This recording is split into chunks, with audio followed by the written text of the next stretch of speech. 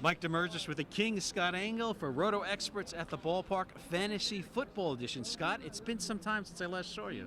Yes, during baseball season, but now we're here because a lot of Major League Baseball players play fantasy football, and they contacted me with their questions for the season. First up, David Wright, I heard, I don't know if it's true, sent you an email. Yes, David Wright sent me an email with his question. And he wants to know for the flex position, should I go with Jordy Nelson or Frank Gore, Scott? Now, in most weeks, I know David plays in a lot of PPR leagues. I think it really depends on the matchup. Jordy is sometimes an injury risk, but as long as Jordy's healthy and that powerful Packers offense, you're going to have to go with him in most weeks, David. Having Frank Gore is a nice luxury. David actually used my cheat sheets on rotoexperts.com every year. He really loves them. And, he said he feels really, I was speaking to him actually today in pregame, and he says, I feel like this is my year, like I'm more prepared than ever. And when you have the luxury of having Jordy Nelson and Frank Gore, you've done a really good draft, especially in the size of leagues that he's played in. I think you can move Frank Gore because a lot of teams are going to need running backs in fantasy football. And certainly with the Packers, guaranteed they're going to put up the points. Their problems are on defense. So, Scott, not only are current major leaguers contacting you, but former major leaguers like Derek Lowe. Yes, and Derek told me he's actually a full-time fantasy geek now that he's no longer playing. And he has some concerns about Arian Foster. Is that not true? A lot of people have concern about Arian Foster. There might be a timeshare the rest of the way with him and Ben Tate. We're just going to have to see. But, what are you going to do if you have Arian Foster? You're really not going to trade him because you probably won't get proper return, but on the other hand, you want to keep him because there always is the upside. They're talking a lot about Ben Tate, but I think it's a motivational factor. I think you're going to have to be concerned about Foster. If you could move him in a deal, I would do it. And the major leaguers have running backs on their mind. Next up is Brett Gardner. He wants to know about Ryan Matthews as a flex player, Scott. Not a guy you can trust. I've already talked to Brett, about some concerns he's had early in the season. Should I use Ryan Matthews or Isaac Redman in the first week? And I wouldn't use Isaac Redman in an all-Steelers fantasy league. But that speaks to what people are thinking about, with Ryan Matthews. You just can't trust the guy. I don't think you can trust that San Diego offense.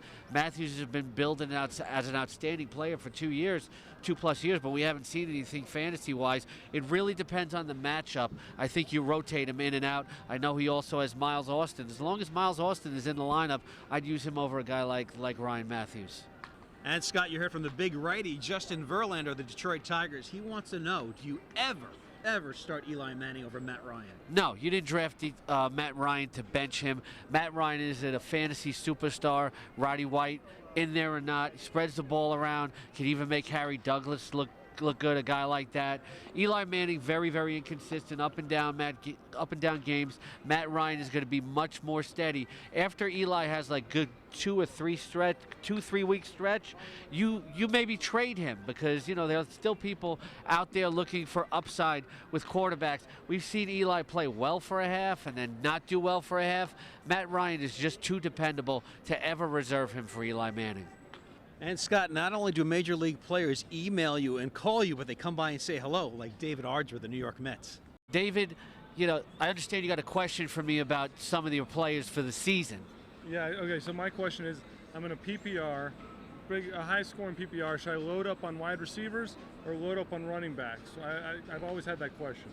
Well, I think what you got to do is have balance, but I think if you're going to load up on something more than the other, you got to load up on running backs because wide receiver is so much of a more deep position. How many do you start in your league? Two wideouts, 2 running backs. 2 wideouts, 2 running backs. That makes wide receiver even deeper. Do you have a flex position? No, not in this league. Yeah, so I think running backs always very hard to come by. What's your team looking like so far this season? Doing all right. My 2 running backs were Lynch and Wilson. So didn't have a great first week. Had a real high scoring week. Just the 2 running backs didn't do well. So trying to put in Doe Richardson. And hopefully Lynch comes back, has a good week. I like Darryl Richardson. He's going to get a lot of work. He's going to catch passes out of the backfield. He's got some upside. He's running inside better. I think you made a good pick with Darryl Richardson. Good. Thank you. David, thanks a lot. Appreciate it. David Ards with the New York Mets, and that wraps things up for Roto Experts at the Ballpark Fantasy Football Edition. And, Scott, if fans and listeners and all your readers, thousands and thousands, want to get in contact with you, how do they do it? Email advice tab right here on the rotoexperts.com homepage. And don't forget to subscribe to the exclusive Edge Fantasy Football Package. I chat twice a week, including on video, every Sunday during game day, the Royal Google Plus Hangout with the King. Hanging out with the King doesn't get better. I'm Mike Damergis for the King, Scott Engel.